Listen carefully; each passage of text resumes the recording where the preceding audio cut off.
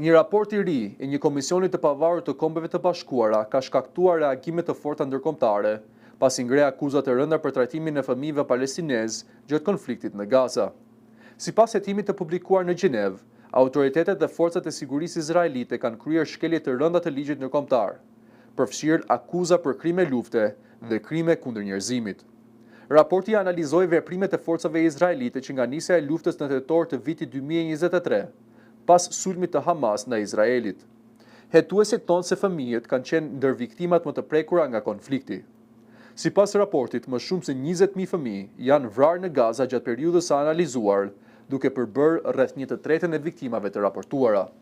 Komisioni thotë se operacionet ushtarake izraelite kanë përdorur armë me fuqi të madhe shkatërruese në zona të dendura me popullsi civile, duke shkaktuar një numër të lartë viktimash mes fëmijëve. Raporti bazohet në mira materiale të verifikuara, përfshirë pamje filmike, regjistrime audio, imazhe satelitore dhe intervista me viktima, dëshmitar dhe punonjës shëndetësor. Izraeli ka reaguar duke i mohuar fuqishëm këto akuza. Autoritetet izraelite e kanë cilësuar raportin si shpifës dhe kanë deklaruar se operacionet ushtarake kanë pasur si objektiv luftatarët e Hamasit dhe jo popullsinë civile. Zyrtarët izraelit kanë argumentuar gjithashtu se raporti nuk merr parasysh mënyrën se sipas tyre, Hamasi vepron brenda zonave të banuara.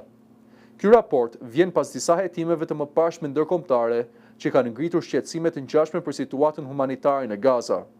Ndërsa lufta vazhdon të shkaktojë pasoja të rënda për civilët, komuniteti ndërkombëtar vijon të përballet me presion për të përcaktuar përgjegjësitë dhe për të kërkuar respektimin e ligjit ndërkombëtar humanitar.